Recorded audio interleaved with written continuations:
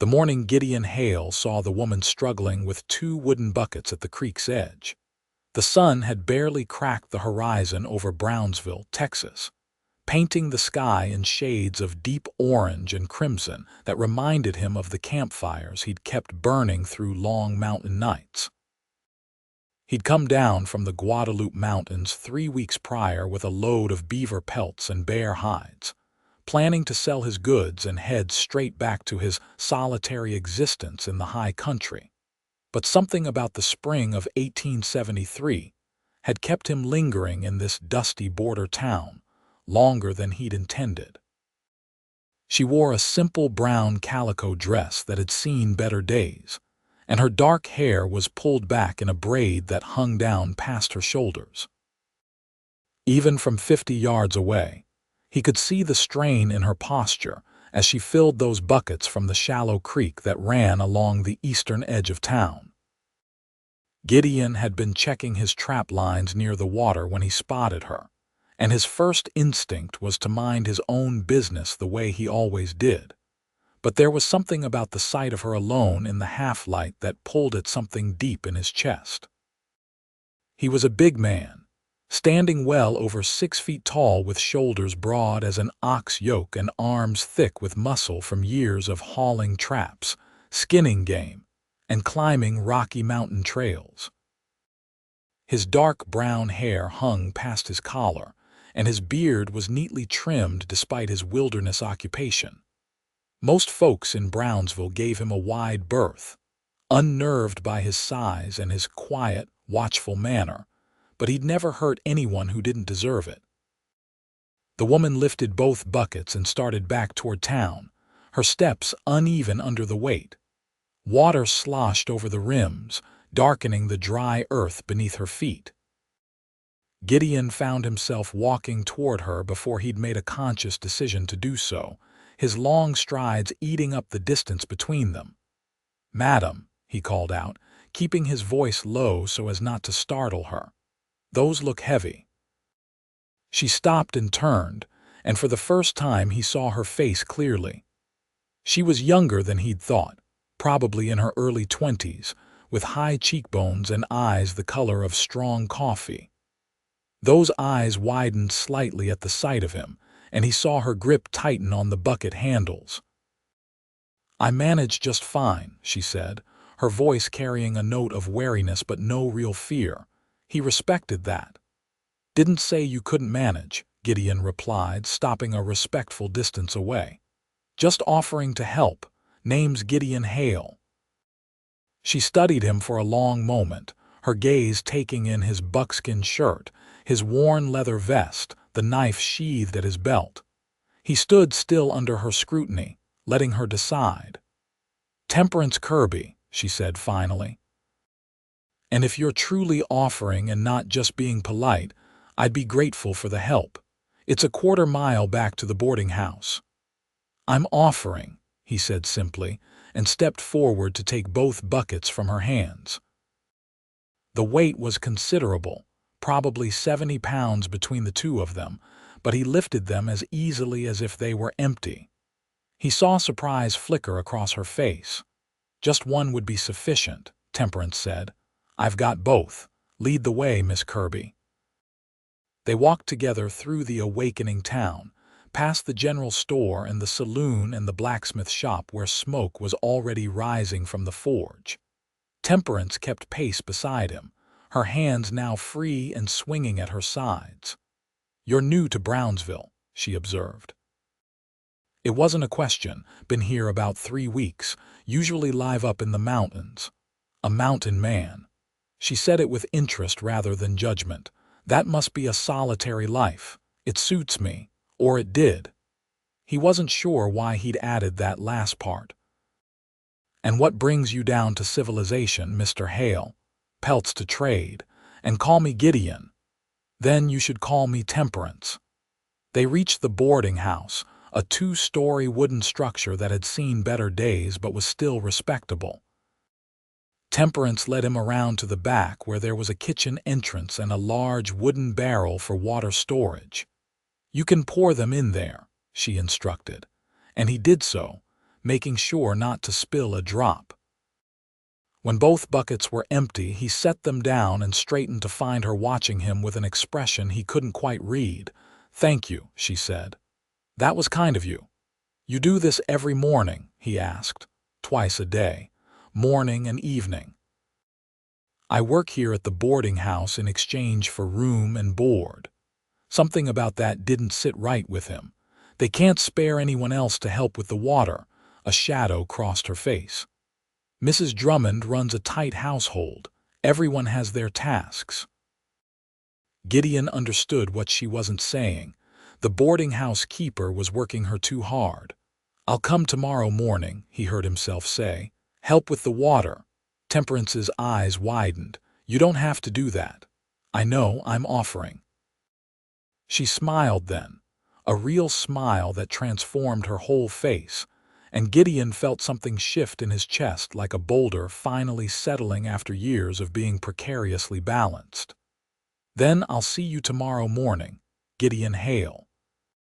He touched the brim of his hat and walked away, feeling her eyes on his back until he turned the corner. The rest of that day passed in a strange haze. He sold 3 beaver pelts to the general store owner and took his payment in coin and credit, ate a quiet supper at the cantina on the edge of town, and returned to the small room he'd rented above the livery stable. But his thoughts kept circling back to dark eyes and a smile that had hit him harder than any grizzly ever had. The next morning found him at the creek well before dawn, waiting in the gray light like some kind of fool. But when Temperance appeared right as the sun began to rise, her face lit up with surprised pleasure, and he knew he'd made the right choice.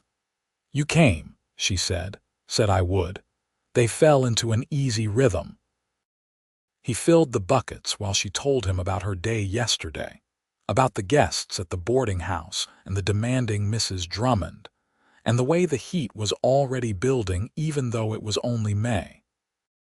He mostly listened, offering the occasional content to hear her voice and watch the way the morning light caught in her hair.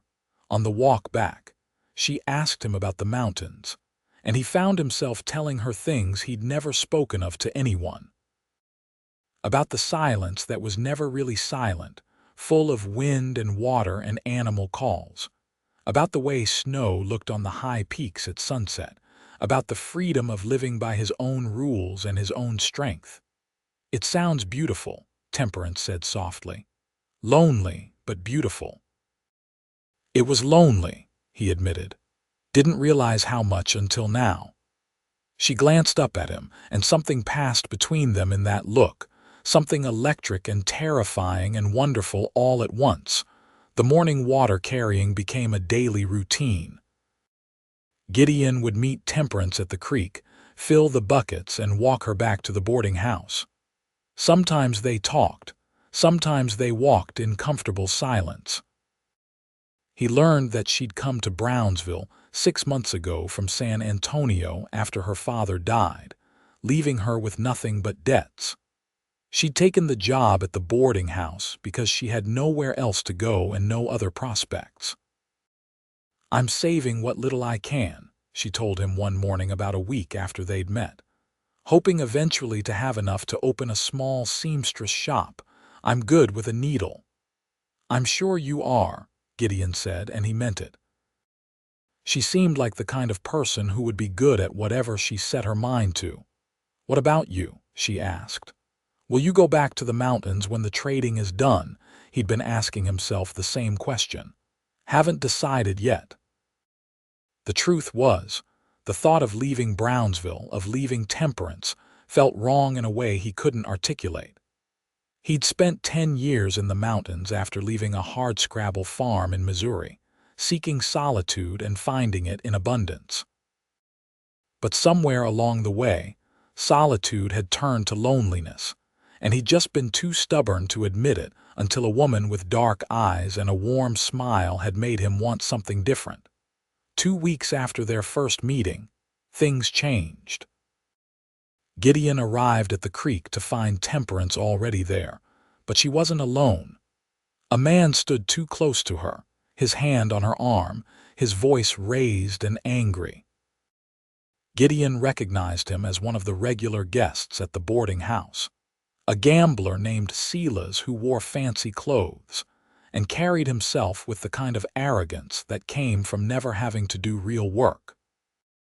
"You owe me an apology," Silas was saying, his fingers digging into Temperance's arm hard enough that Gideon could see her wince. "Serving me cold coffee like I'm some kind of common laborer." "I apologized already, Mr. Silas. It won't happen again." Temperance's voice was steady, but Gideon could hear the thread of fear underneath. "An apology isn't enough. Maybe you need to learn some manners." Gideon covered the remaining distance in 4 long strides. "Let her go." Silas spun around and his expression shifted from anger to calculation when he saw the size of the man facing him. But he didn't release Temperance's arm. "This doesn't concern you, mountain man. I'm making it my concern. Let her go. Now." Something in Gideon's voice must have convinced Silas that pushing further would be a mistake. He released Temperance's arm with a shove that made her stumble. Gideon caught her easily with one hand while keeping his eyes locked on Silas. "You're making a mistake, getting involved with her," Silas said, backing away. "She's just a servant girl with nothing to her name." "And you're a man who puts hands on women," Gideon replied quietly. "Best you remember that I know that about you now." Silas turned and stalked away, his shoulders stiff with wounded pride. Gideon watched until he was out of sight, then turned his full attention to Temperance. She was rubbing her arm where Silas had grabbed her, and he could see the beginning of bruises forming. "Let me see," he said gently, and she held out her arm. The marks were clear, 5 distinct finger-shaped bruises against her pale skin. Anger burned hot in Gideon's gut, but he kept it contained. "Come on, let's get you back to the boarding house." "The water," Temperance protested weakly. "I'll come back for it. You're more important." He walked her back through town, his hand resting lightly on her lower back, alert to any further trouble. At the boarding house, he followed her inside for the first time, ignoring Mrs. Drummond's scandalized expression when she saw him. "Temperance needs the rest of the day off," Gideon announced. "One of your guests assaulted her." Mrs. Drummond's eyes narrowed. "Mr. Silas is a paying customer. I'm sure it was just a misunderstanding." "It wasn't a misunderstanding. He grabbed her hard enough to leave bruises." "Even so, I can't afford to give her the day off. There's work to be done." Gideon reached into his pocket and pulled out a gold eagle, one of the coins from his pelt sales. He set it on the table with a solid clink. "That should cover her wages for a week. She's taking the day off, Mrs." Drummond's eyes widened at the sight of the $10 gold piece. She swept it off the table quickly, as if afraid he might change his mind. "Very well. One day." Gideon turned to Temperance, who was staring at him with an expression of wonder and something else he didn't dare name. "Rest today. I'll bring the water evening and morning until your arm heals." "Gideon, you don't have to do all this." "I want to." He left before she could argue further, but not before he saw the tears welling in her eyes. They weren't tears of pain, he thought. They were something else entirely.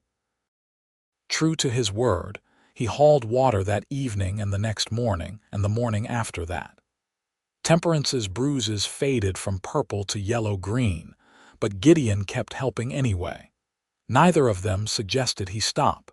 The incident with Silas seemed to break down some barrier between them. Temperance talked more freely now, sharing stories from her childhood in San Antonio.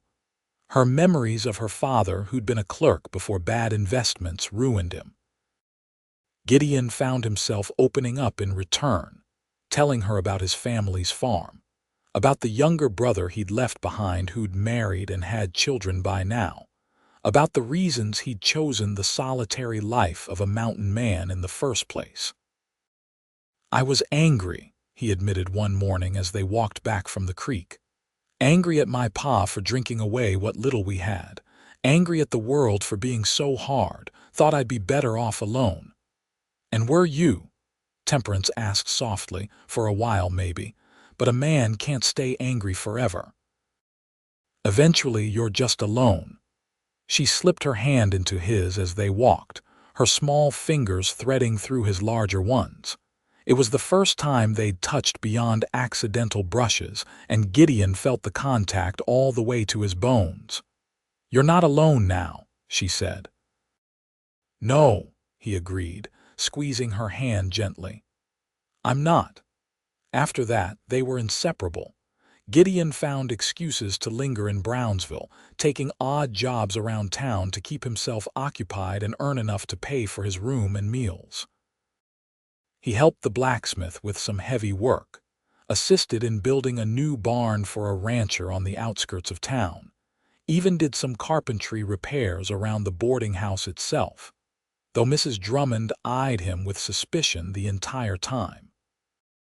Temperance's afternoon off came on Thursdays, and Gideon made sure to keep that day free. They would walk together along the creek or sit in the small plaza in the center of town, talking for hours. He bought her ribbons from the general store, hair ribbons in deep blue that matched the Texas sky, and the pleasure on her face when he gave them to her was worth more than all the pelts he'd ever sold. "You shouldn't spend your money on me," she protested, but her hands were already undoing her braid, threading the ribbons through her dark hair. "I'll spend it however I please," he replied, watching her with undisguised admiration. "And it pleases me to see you smile." She did smile, bright and beautiful, and then she leaned up and kissed his cheek, quick and sweet. It was their first kiss, chaste as it was, and Gideon felt branded by it. As May turned to June, the heat in Brownsville intensified. The sun beat down mercilessly, and the creek began to run lower. Gideon noticed that Temperance looked tired, shadows forming under her eyes. When he asked about it, she admitted that Mrs. Drummond had increased her duties, adding laundry to her already full list of tasks. "She thinks since you're helping with the water, I have more time for other work," Temperance explained, "and she's not entirely wrong."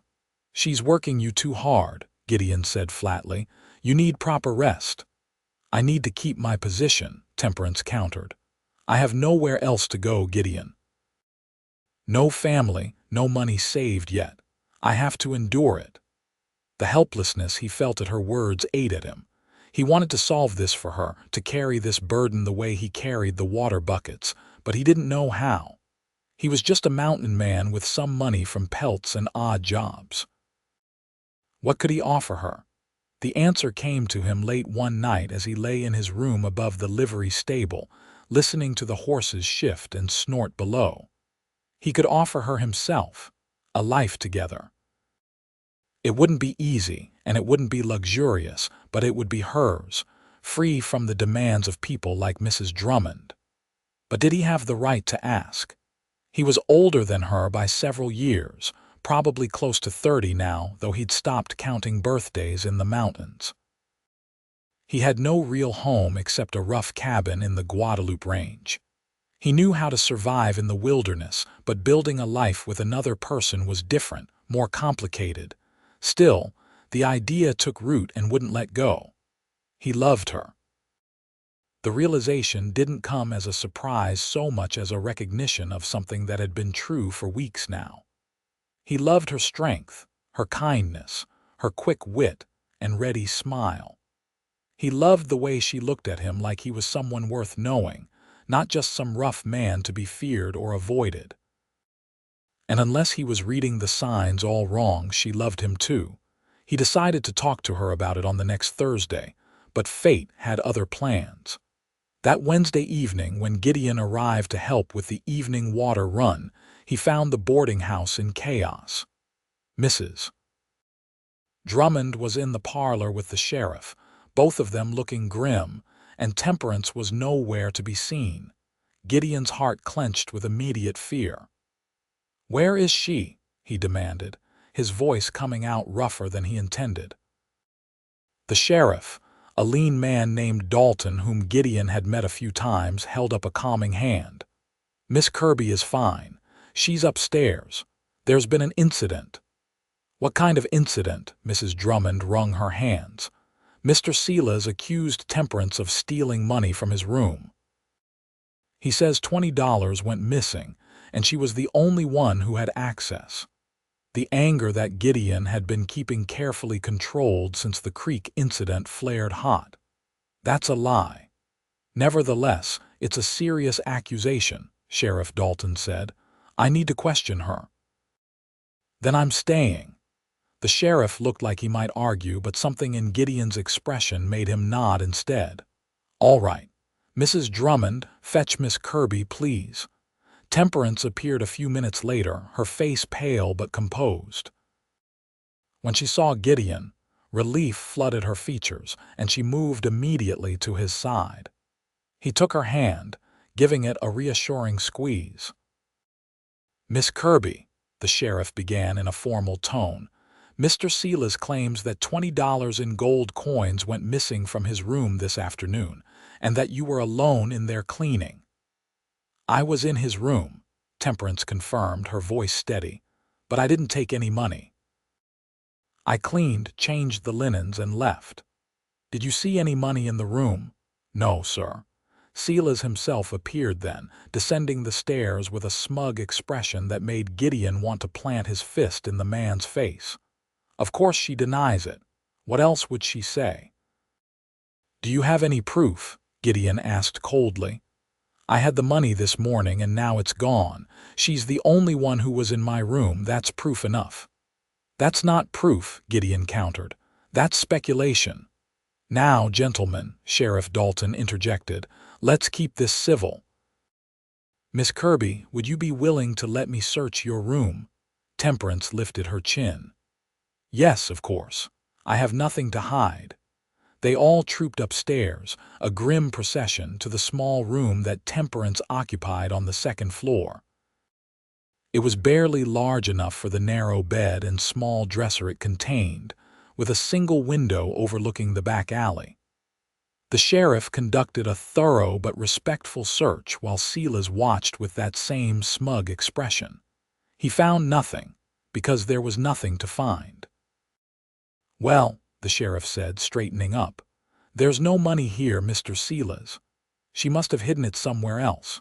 Check the kitchen, the cellar."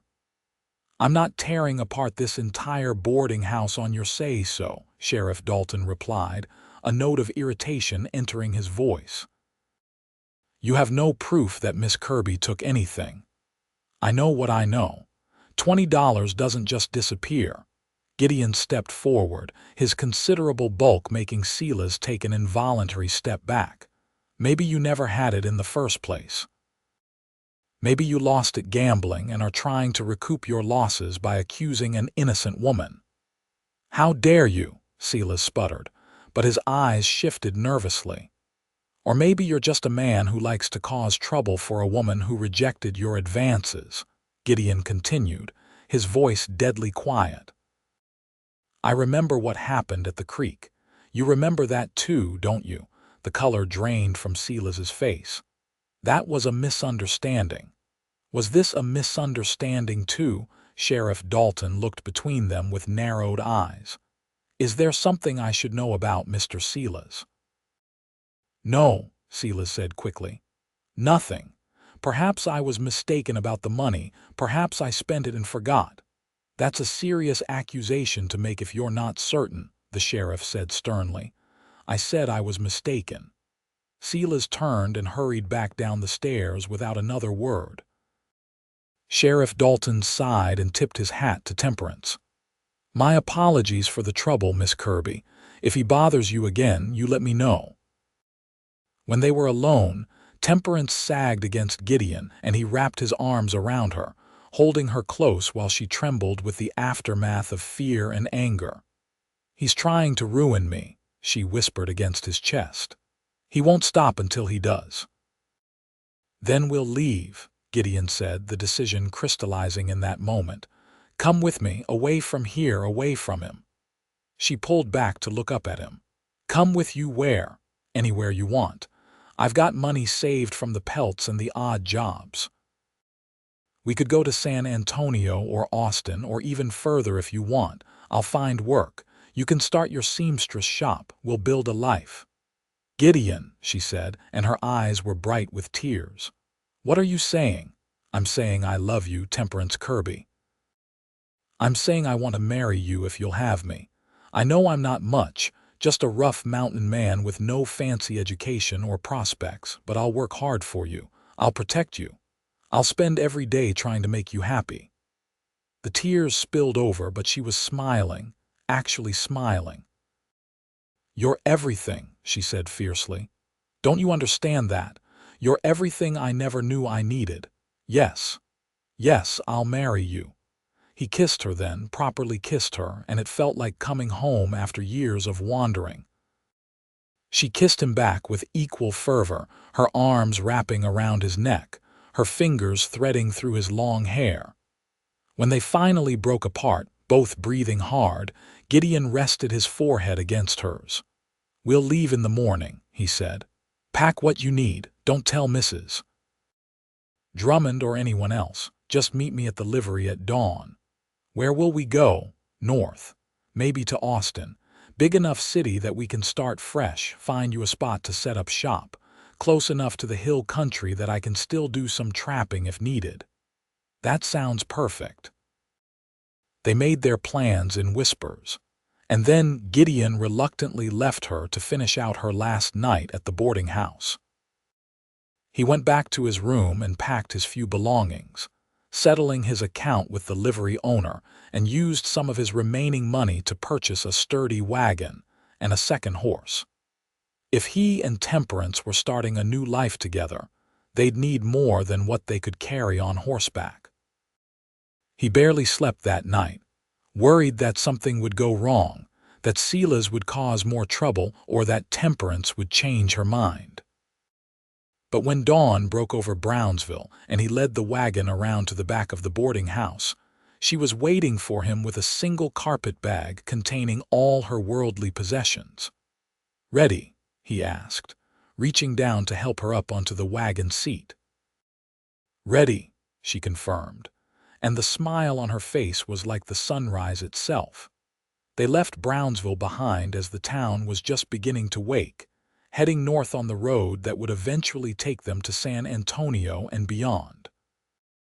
Temperance sat close beside him on the wagon seat, her hand resting on his arm, and Gideon felt a contentment he'd never experienced in all his years alone in the mountains. They stopped in a small town called Pleasanton 2 days later, and Gideon found a traveling preacher who married them in a simple ceremony with the preacher's wife and a curious shopkeeper as witnesses. Temperance wore her best dress, the one she'd been saving for special occasions, and Gideon bought her a simple gold band from the shopkeeper's meager jewelry selection. When the preacher pronounced them man and wife, Gideon kissed his bride with a tenderness that belied his rough exterior, and Temperance kissed him back with a joy that lit her from within. Their wedding night was spent in a modest hotel room, nothing fancy but clean and private. Gideon was gentle with her, patient and careful, wanting her first time to be something beautiful rather than something to be endured. Temperance came to him without fear, trusting him completely, and their joining was sweet and passionate, and everything a wedding night should be. Afterwards, as they lay tangled together in the darkness, Temperance traced the scars on Gideon's chest, marks from bears and mountain lions, and one memorable encounter with a wolf pack. "Tell me about this one," she murmured, touching a long, jagged scar below his ribs. "Grizzly. 5 years ago. Surprised each other near a berry patch. She thought I was threatening her cubs. Were you? Didn't even see them until she was on me. Managed to get my knife into her throat, but not before she got her claws into me. Barely made it back to my cabin." Temperance shuddered.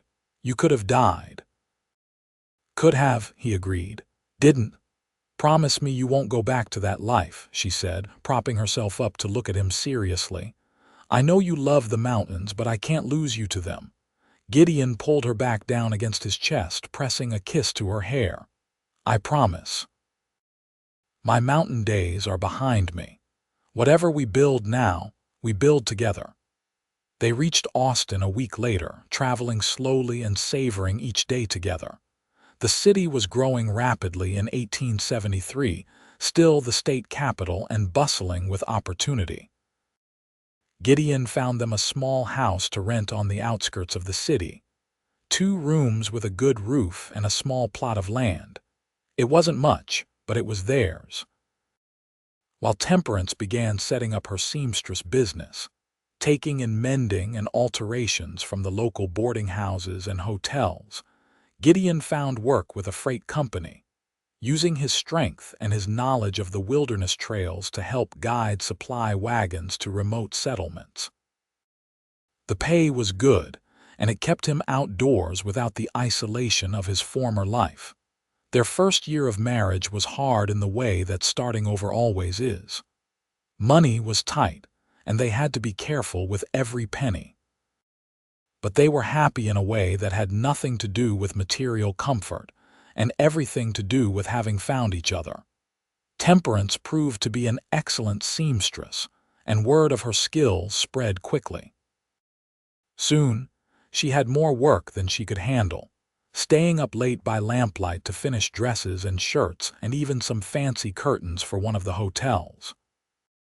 Gideon would sit with her while she worked, repairing equipment or carving small wooden items to sell at the market, content just to be in her presence. "You don't have to sit with me every evening," Temperance said one night, though her tone was fond. "I know you must be tired from the freight work." "I'm exactly where I want to be," Gideon replied, looking up from the horse harness he was mending. "Unless I'm bothering you, never." She set down her sewing to come and sit on his lap, wrapping her arms around his neck. "I just don't want you to feel obligated. The only thing I feel is grateful. Every single day I'm grateful that I saw you at that creek carrying water, grateful that you let me help, grateful that you chose me." "We chose each other," Temperance corrected, kissing him softly. "And I'd choose you again, every day for the rest of my life." Their second year brought more stability and a piece of news that filled them both with joy and terror in equal measure. Temperance was pregnant. She told Gideon one evening in early spring, watching his face carefully to gauge his reaction. He stared at her for a long moment, processing the information, and then a slow smile spread across his face. He stood up from his chair, crossed the room in 2 strides, and swept her up in his arms, spinning her around while she laughed and protested that he'd make her dizzy. "We're having a baby," he said, wonder in his voice. "A baby." "We are," she confirmed, her own smile matching his. "Are you happy?" Happy doesn't begin to cover it. He set her down carefully, his hands moving to rest on her still flat stomach. "A little one, part you, part me. Let's hope they get your strength and my common sense," Temperance teased. "Let's hope they get your kindness and your beautiful eyes." The pregnancy progressed smoothly, though Gideon fussed over Temperance constantly, worried that she was working too hard or lifting too much. She tolerated his hovering with good humor, though she did put her foot down when he suggested she stop taking and sewing entirely. "We need the income," she pointed out practically. "Your freight work is steady, but a baby will bring expenses. And I feel fine, Gideon. I'm pregnant, not fragile." "I know, but I worry." "I know you do." She took his face in her hands, making him look at her. "But you need to trust me to know my own limits. I'll tell you if something is wrong, I promise." He did his best to pull back, though he still insisted on taking over all the household chores and doing the heavy lifting for her sewing work. Temperance let him, understanding that he needed to feel useful, needed to be able to protect and provide for his growing family. Their son was born in December, just before Christmas, after a long labor that left Gideon pacing the floor outside their bedroom while the midwife attended to Temperance. When he finally heard the baby's cry, strong and healthy, he nearly collapsed with relief. The midwife emerged a few minutes later with a smile. "You have a son, Mr. Hale, and your wife is asking for you." Gideon went in to find Temperance propped up in bed, looking exhausted but radiant, holding a tiny bundle wrapped in a soft blanket. She looked up at him with such love in her eyes that he felt his throat tighten with emotion. "Come meet your son," she said softly. He approached the bed carefully, as if sudden movements might shatter this perfect moment. When he looked down at the baby's face, small and red and absolutely perfect, something in his chest cracked open. This was his son, his child. A piece of him and Temperance combined into a new person who would carry their love forward into the world. "He's beautiful," Gideon whispered, reaching out to touch one tiny hand. The baby's fingers wrapped around his thick finger with surprising strength, and Gideon felt tears prick his eyes. "He's perfect. We should name him," Temperance said.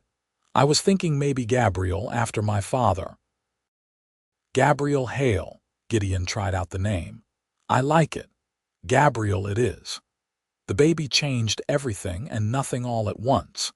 Their days became a blur of feedings and diaper changes and precious moments watching Gabriel sleep or examining his tiny fingers and toes. Temperance continued to sew when she could, though her output decreased, and Gideon found himself taking on extra freight runs to make up the difference in income. It was hard work, being a parent, harder than anything Gideon had ever done in the mountains. But it was also the most rewarding thing he'd ever experienced. Watching Gabriel grow and change, seeing bits of Temperance in his smile and maybe bits of himself in the stubborn set of the baby's jaw, filled Gideon with a purpose he'd never felt before. When Gabriel was 6 months old, Temperance approached Gideon with an idea. "I've been thinking," she said one evening after they'd put the baby down to sleep, "about maybe opening a proper shop, not just working from home." "A shop?" Gideon looked up from the harness he was repairing, interested. "You mean like a storefront?" "Exactly like a storefront. I've saved most of what I've been making, and you've been putting away money too. There's a small space available on Congress Avenue, nothing fancy, but it has good foot traffic. I could take in more work, maybe even hire someone to help eventually." "How much would it cost?" she told him, and he did the mental calculations. It would take most of their savings and they'd be living lean for a while, but it was doable. More than that, it was Temperance's dream, the one she'd mentioned all the way back in Brownsville when they'd first met. "Let's do it," he said. "Really?" Hope lit up her face. "You're sure?" "I'm sure. You've worked hard for this. You deserve to have your own shop." They signed the lease the following week, and Temperance threw herself into setting up her business with the same determination she brought to everything she did. Gideon helped however he could, building shelves and a counter, painting the walls a cheerful yellow that Temperance said would make customers feel welcome. The shop opened in the summer of 1875, and business was good from the start. Temperance had built a solid reputation with her home sewing, and her customers followed her to the new location.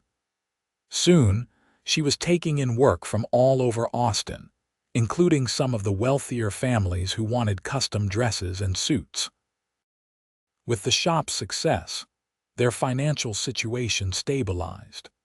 Gideon was able to cut back on the freight runs, spending more time at home with Gabriel, who was now a curious toddler getting into everything.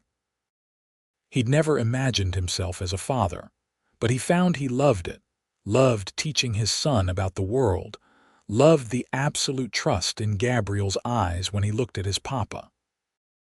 "You're good at this," Temperance observed one evening, watching Gideon wrestle gently with their giggling son on the floor. "Being a father. Didn't think I would be," Gideon admitted, scooping Gabriel up and settling him on his shoulders. Didn't have the best example growing up. You're nothing like your father was, Temperance said firmly. You're patient and kind and present. Gabriel is lucky to have you. We're both lucky to have you, Gideon replied, reaching out to pull her close with his free arm while Gabriel patted the top of his head and babbled happily. This life we've built, it's more than I ever dreamed of. Their second child, a daughter they named Grace, arrived 2 years later in the spring of 1877. If Gabriel's birth had cracked Gideon's heart open, Grace's arrival expanded it even further.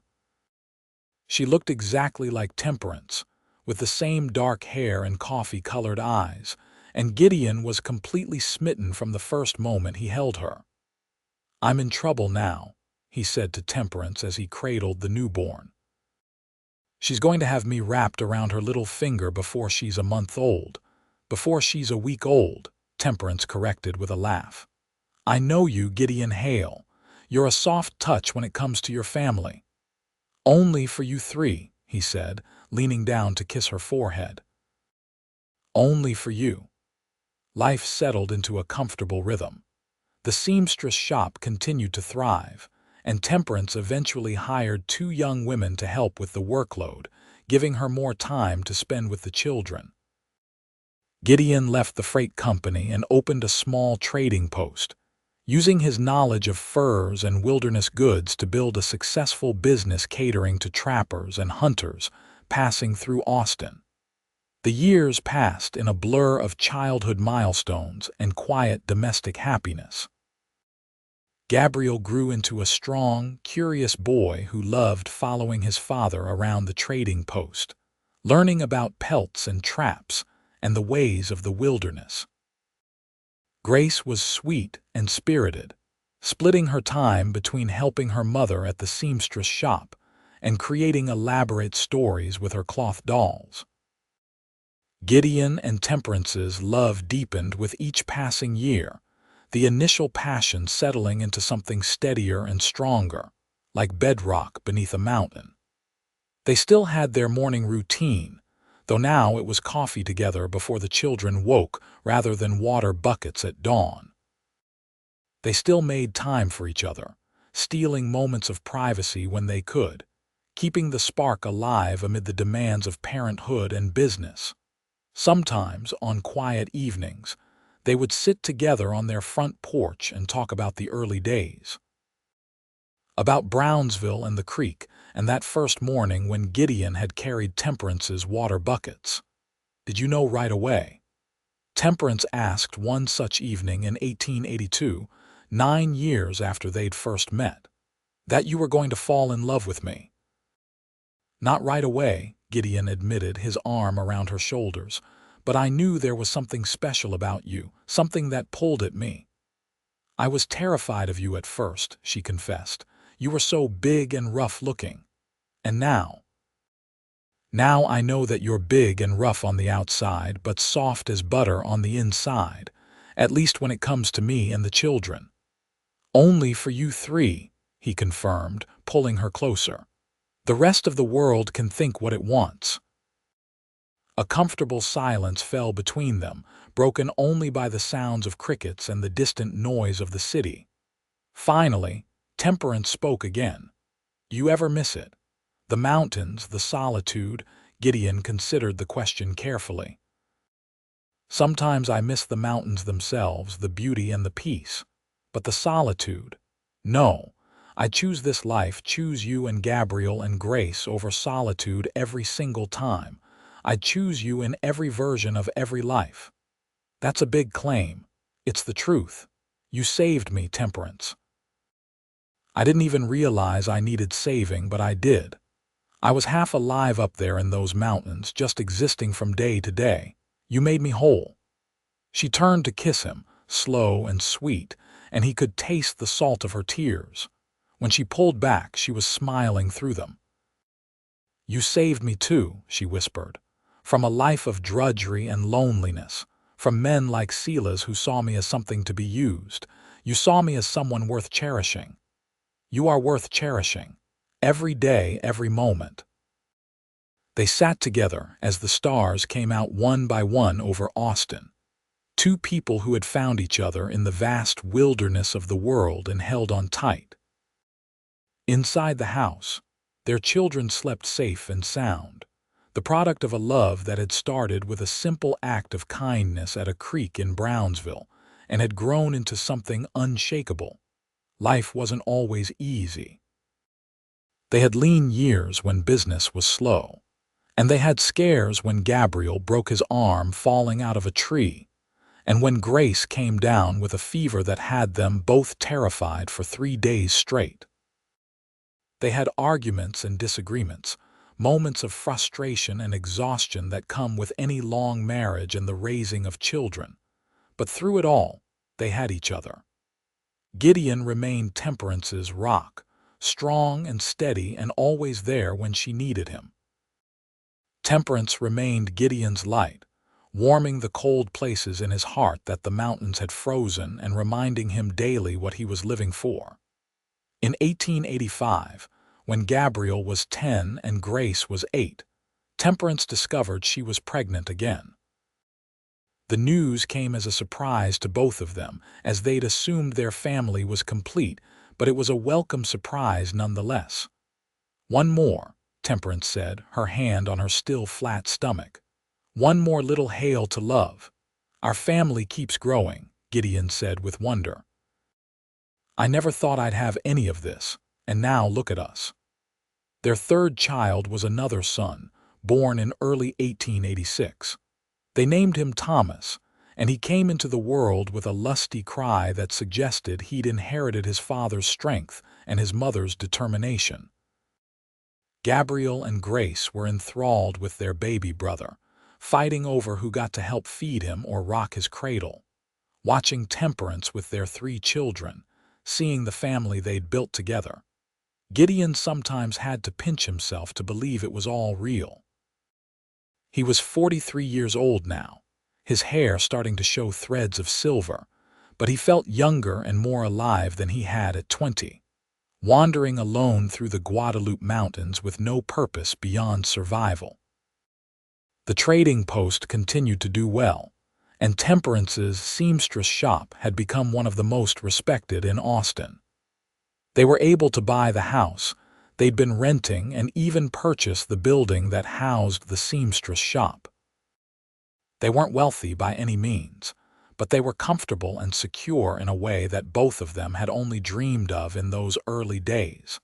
As the children grew, Gideon made sure to teach them the skills he'd learned in his mountain years.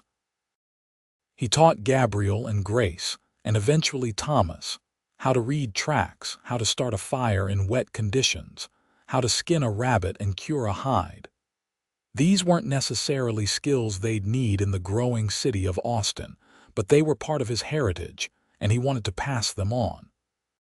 Temperance taught them other things: kindness and compassion, the value of hard work, how to sew and cook and manage a household. Between the 2 parents, the Hale children were getting an education in both the practical skills of frontier life and the softer skills of living in a community. Gabriel announced at 15 that he wanted to learn the trading post business, to work alongside his father and eventually take over when Gideon was ready to retire. The pride Gideon felt at his son's words was almost overwhelming. "You're sure?" he asked. "You could go to university, study law or medicine. You're smart enough." "I'm sure, Pa," Gabriel said firmly. "I like the trading post. I like working with people, and I like the wilderness goods. It feels right." So Gideon began training his eldest son in earnest, teaching him everything he knew about furs and hides, about dealing with trappers and hunters, about fair prices and honest business. Gabriel proved to be a natural, with an easy way with customers that came from his mother and a solid knowledge base from his father. Grace, meanwhile, showed an interest in the seamstress business, but she also loved to draw and paint. Temperance encouraged both pursuits, setting up a small corner in the shop where Grace could sketch designs for dresses and other garments. Some of her daughter's ideas were surprisingly innovative, and Temperance began incorporating them into her work. Thomas, still young, was showing signs of being the wild card of the family. He was adventurous and fearless, always climbing things he shouldn't and exploring places he'd been told were off-limits. He reminded Gideon of himself at that age, before hardship and anger had driven him to the mountains. "We're going to have our hands full with that one," Temperance said one evening after hauling a muddy, grinning Thomas out of the creek, where he'd been trying to catch fish with his bare hands. "He's just spirited," Gideon said, though he was trying not to laugh at the sight of his youngest son, soaked to the skin and completely unrepentant. "He's a menace," Temperance countered, but her tone was fond, just like his father probably was. "I never got caught," Gideon said with a wink, and dodged the playful swat she aimed at his arm. The years continued to roll by, each one bringing its own joys and challenges. They celebrated birthdays and holidays, weathered storms and droughts, mourned the death of friends, and celebrated the birth of their first grandchild when Gabriel married at 22 and had a daughter of his own a year later. Becoming grandparents added a new dimension to their lives. Gideon, who had been such a devoted father, proved to be an even more devoted grandfather, spending hours with little Rebecca, Gabriel's daughter, telling her stories about the mountains and teaching her to identify bird calls. "You're spoiling her," Gabriel said one afternoon, watching his father let Rebecca help at the trading post by organizing the small pebbles she declared were precious stones. "That's what grandparents are for," Gideon replied cheerfully. "You just wait until you're in my shoes." Temperance was equally besotted with their granddaughter, making her tiny dresses and dolls and spoiling her just as thoroughly as Gideon did. The two of them together were a formidable team when it came to indulging their grandchildren. Grace married at 20 to a young lawyer, and they moved to San Antonio for his work. It was hard for Temperance to see her daughter move away, but they visited often, and Grace made sure to bring her husband back to Austin for all major holidays. She and her husband had 2 sons in quick succession, and Gideon and Temperance found themselves with 3 grandchildren to dote on. Thomas, true to his adventurous nature, joined the Texas Rangers when he turned 18 in 1904. It worried both his parents, knowing the dangers of that life, but they also recognized that their youngest son needed the challenge and the excitement. He was too much like his father had been, needing to test himself against the wilderness and the elements. "At least he's not going off alone into the mountains," Gideon said to Temperance the night before Thomas left for his ranger training. "He'll have partners backup. He'll be safer than I ever was." "That's supposed to make me feel better?" Temperance asked, but she was smiling slightly. "You're right, though. This is who he is. We have to let him follow his path, just like our parents had to let us follow ours." The night Thomas left, Gideon and Temperance sat together on their porch, a habit of 30 years now, and reflected on how far they'd come. They were both in their 50s now, their hair more silver than dark, their bodies showing the wear of decades of hard work.